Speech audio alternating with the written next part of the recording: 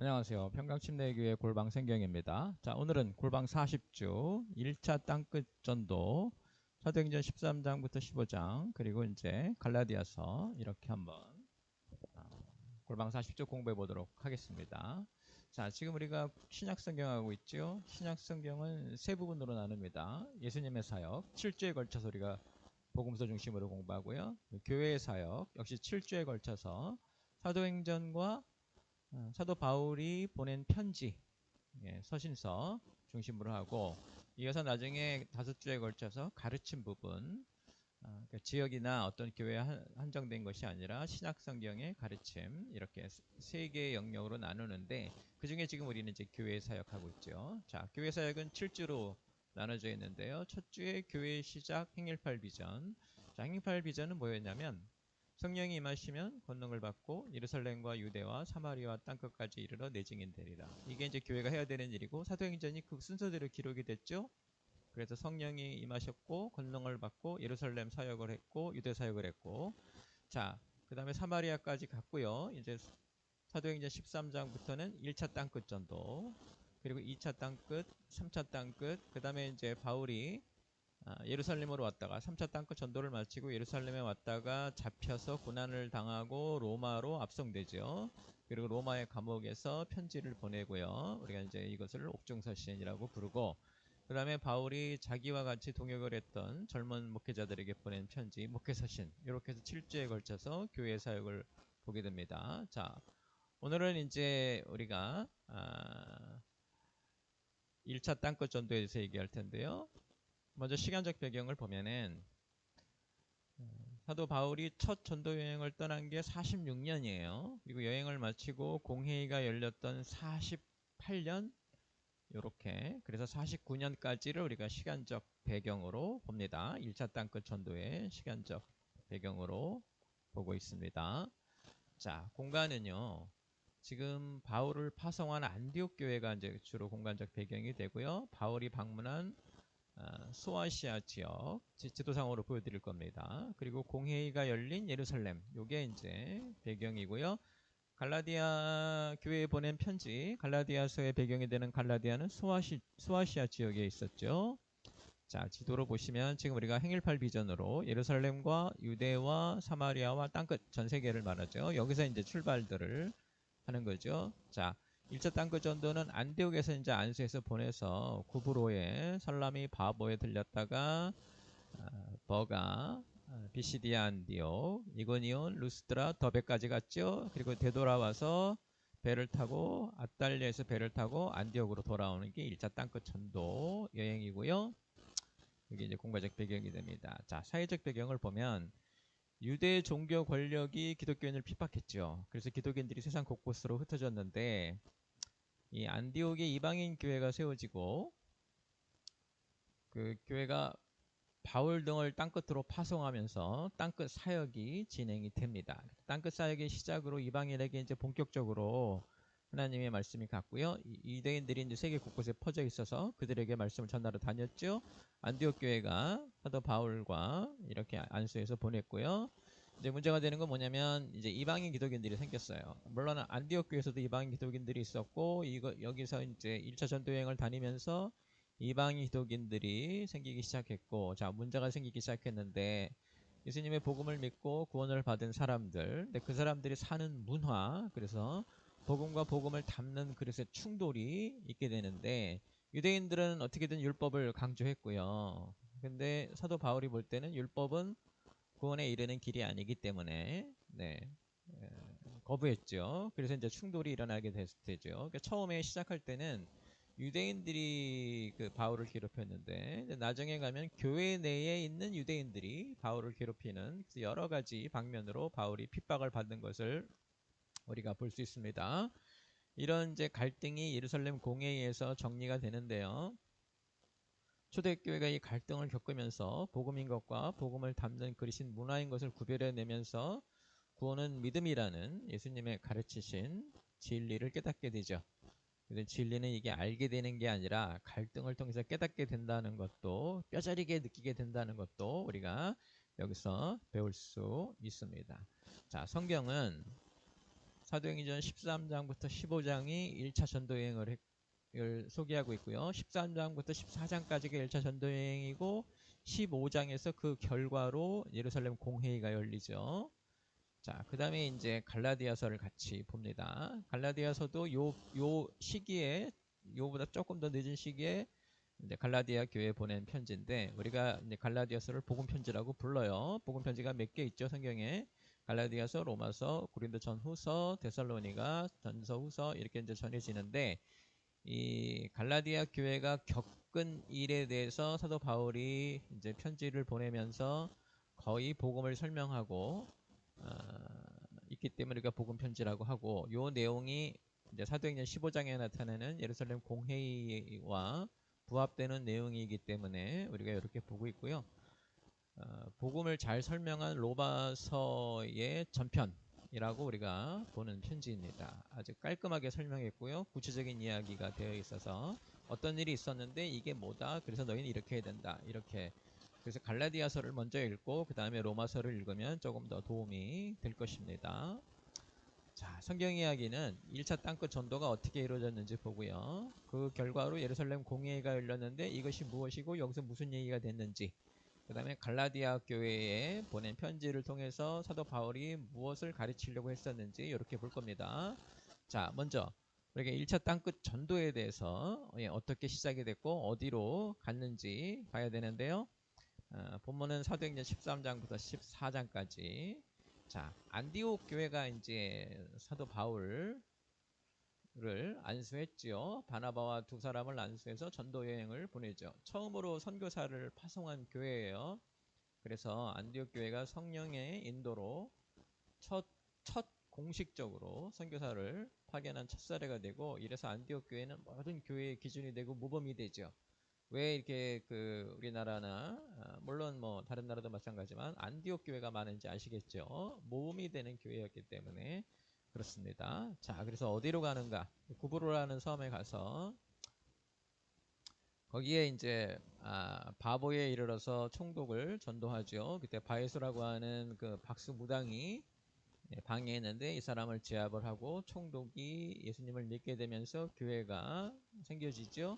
이어서 이제 바울이 비시디아 안디옥으로 가서 공회당에서 말씀을 가르치는데 유대인들이 이제 바울을 쫓아내기도 하고 이러죠. 그리고 이고니온 루스드라에 가서, 특별히 루스드라에서는 이제 안전뱅이라고 부르죠. 걷지 못하는 사람을 걷게 했는데 사람들이 우르르 쫓아와서 사도 바울을 숭배하듯이 하죠. 이때 사도 바울이 나도 너희와 같은 성정을 가진 사람이다. 이게 그러니까 사도행전 초반에 나와 있는 베드로에게 일어난 일과 같죠. 그래서 사실은 베드로가 겪은 일이 또 사도 바울이 겪은 일이 거의 비슷하게 진행이 되는 것을 우리가 사도행전을 통해서 볼 수 있습니다. 하나님 말씀 전하러 다니는 사람들이 겪게 되는 일이고요.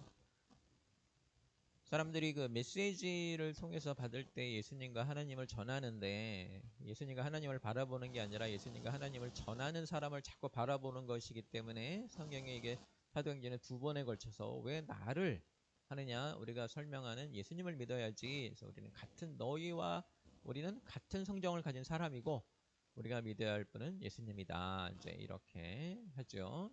이렇게 사역을 하는데도 바울을 뒤쫓아온 유대인들이 사람들을 선동해서 바울을 돌로 치고 성 밖에 버리고 죽었다고 생각하고 갔죠. 그러나 바울은 죽지 않았고 다시 더베로 가서 복음을 전하고 안디옥으로 돌아가는 것을 볼 수 있는데, 이 전체적인 과정 중에서 우리가 이제 눈여겨볼 것은, 사실은 제일 힘들었던 건 물론 육체적으로 무척 힘들었습니다. 다 걸어다녀야 됐고요. 근데 사도 바울의 기본적인 여정은 어디에 도착을 해서 거기 공회당에 가서 말씀을 전하고 이적도 이제 일으키고 교회를 세우고, 그러나 누가 쫓아온 유대인들이나 그 당시 거기 살고 있던 유대인들이 모세의 율법을 배반한 자라고 해서 사도 바울을 핍박하고 때리기도 하고 돌로 치기도 하고, 그래서 1차 땅끝 전도에서는 사도 바울과 바나바가 이러한 성과를 올렸음에도 불구하고 이 내내 누구의 핍박을 받았는가? 유대인들의 핍박을 받고 있었다. 왜? 율법에 관한 것 때문에. 그래서 1차 전도 여행을 보면요, 그 바울의 땅끝 전도 사역을 방해한 건 전도 여행이 험난하고 고난한 일정도 아니고요. 말씀을 거부하는 이방인들도 사실은 아니에요. 유대인들이 바울과 바나바의 사역을 방해했죠. 유대인들이 아주 강력하게 바울을 거부하고 압박했는데 기본적으로 바울과 바나바의 권능을 싫어했죠. 그렇게 인기 있는 것을 싫어했고 또 하나는 율법의 파괴자라고 보았기 때문에 그래서 이제 앞으로 교회와 기존에 가지고 있던 그런 유대인들의 믿음, 우리가 이걸 유대교라고 합시다. 교회와 유대교의 숙명적인 갈등이 본격적으로 시작이 되죠. 이렇게 이제 1차 전도여행을 마쳤고요. 1차 전도여행을 마친 후에 무슨 일이 일어났냐면 사도행전 15장에 예루살렘 공회의가 열리게 되는데요. 사도 바울과 바나바가 안디옥으로 돌아오죠.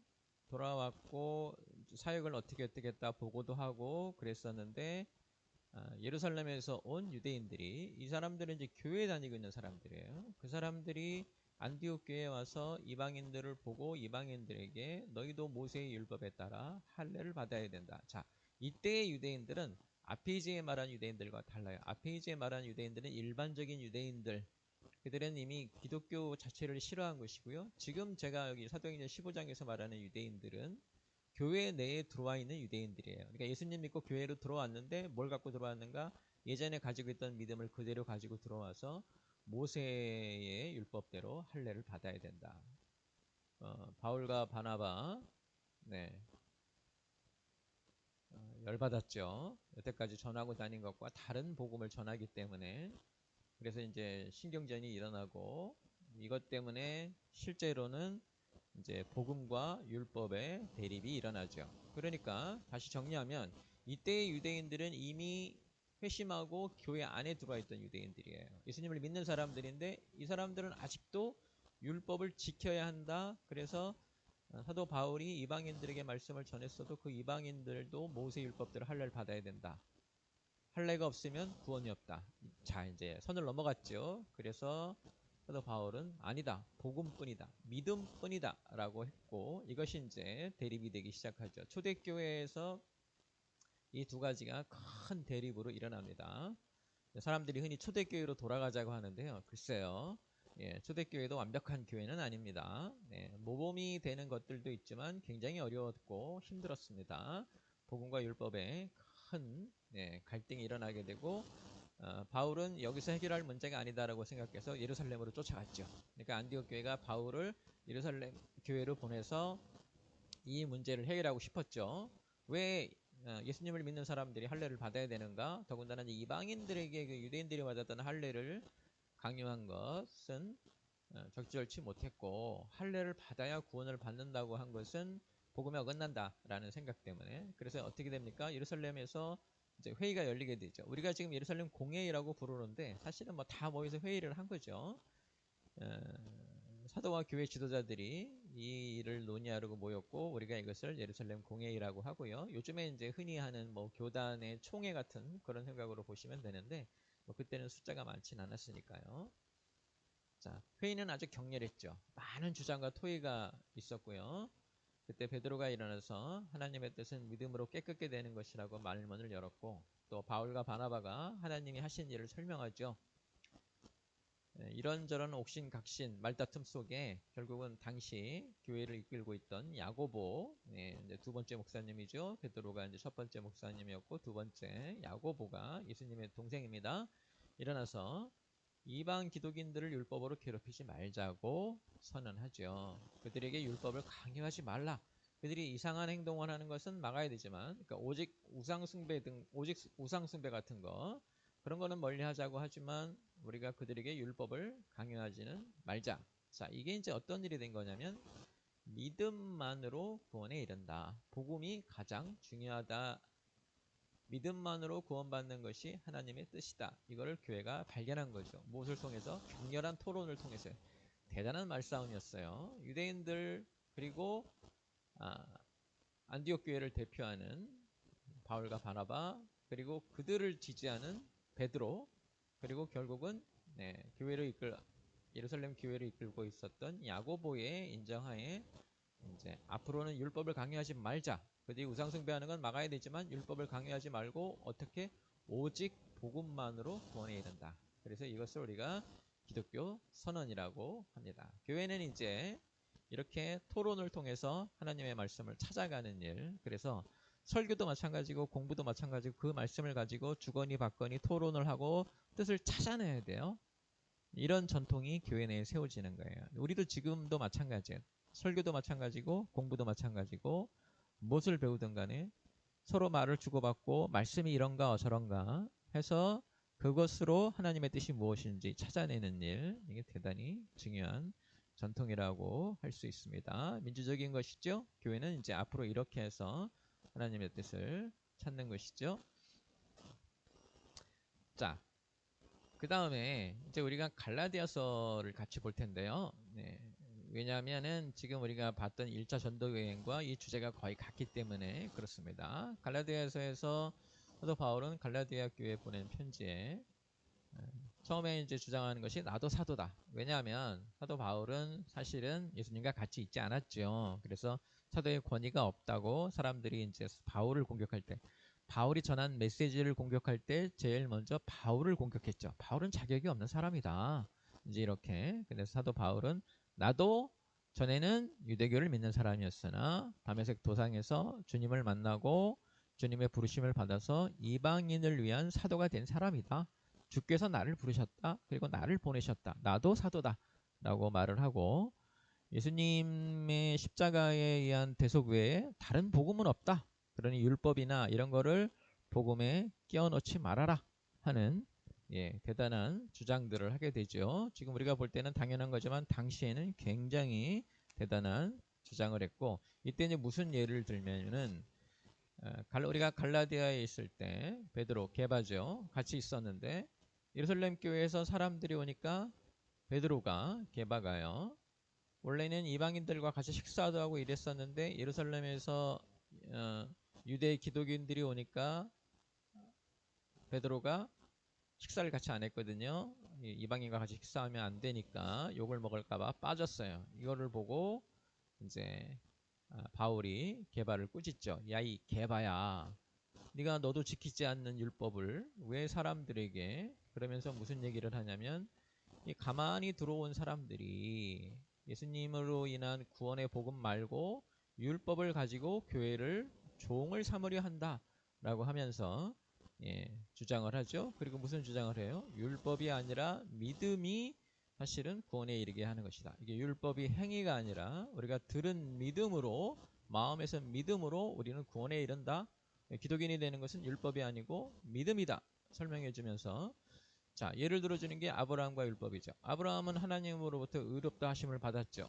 우리가 구원에 이른다는 것은 의롭다 하심을 받는 거죠. 아브라함은 하나님으로부터 의롭다 하심을 받았는데 율법은 아브라함 한참 후에 400년이나 지난 후에 나온 것인데, 그럼 아브라함도 율법을 지키지 않았기 때문에 구원에 이르지 않은 것이냐? 율법과 구원은 연관이 없다. 하나님이 의인이라고 믿음으로 그를 의인으로 여겨주신 거 아니냐라는 예를 들어서 우리가 구원에 이르는 것은 율법이 아니라 믿음이다. 따라서 우리는 자유인이 되었으니, 어디서부터 자유인가? 율법으로부터의 자유죠. 다시는 율법을 지키는 종의 멍에를 매지 말라. 그리고 율법은 초등학문에 지나지 않는다. 예수님을 알게 하고 하나님을 알게 하고 어떤 것이 죄고 어떤 것이 의인지를 아는 초등학문이지, 그것이 우리의 생명을 구원하는 그런 기준은 되지 못한다라고 해서 우리는 자유인이다라는 표현을 하죠. 갈라디아 교회 전체를 통해서 사도 바울이 주장을 하고요. 나중에 또 이것 때문에 비판을 받죠. 그래서 자유를 얻되 우리는 죄 짓는 자유가 아니라 하나님께 순종하는 자유. 그래서 뭐라고 하는가? 이제부터 우리는 율법에 매이지 말고 어떻게 하라? 성령의 열매를 맺으라 해서 사도 바울이 기독교인들이 살아가면서 열매 맺어야 될 성품들을 알려주죠. 구원에 이른 다음에 우리는 어떻게 되는가? 율법을 지키는 삶이 아니라 성령의 열매를 맺는 삶을 살아야 된다. 이렇게 말을 합니다. 자, 오늘 저희가 함께 같이 1차 땅끝 전도에 대해서 봤고요. 어떤 여정을 거쳐서 무슨 일이 일어났고 유대인들에 의해서 상당히 어려움을 겪었고, 이후에 이제 율법과 복음 때문에 충돌이 일어났죠. 왜냐, 이방인들이 믿게 되면서 이들에게 자꾸 율법을 강요하니까 안디옥 교회가 사도 바울을 예루살렘에 보내서 공식적인 회의를 하게 되고요. 여기서 오직 율법 빼고 오직 복음만이, 믿음만이 구원에 이르는 것이다 라는 기독교 전통이 세워졌고요. 이것과 유사한 내용이 이제 갈라디아에서 우리는 자유인이다, 그래서 율법에서 벗어났다, 그러나 죄 있는 자유가 아니고요, 성령의 열매를 맺는 성숙한 삶을 살아야 된다. 이게 1차 땅끝 전도에 관계된 이야기입니다. 이번 주에도 여러분 성경 읽으면서 하나님의 은혜로 1차 땅끝 전도가 어땠는지, 그리고 무슨 어려움을 겪었는지, 우리가 무엇을 가장 중요하게 생각해야 되는지 아셔야 되고요. 예루살렘 공회의, 사도행전 15장에 나오는 예루살렘 공회의의 중요성도 기억하시기 바랍니다. 다음 주도 성경을 통해서 성장하는 여러분 되시기를 주님의 이름으로 축원합니다.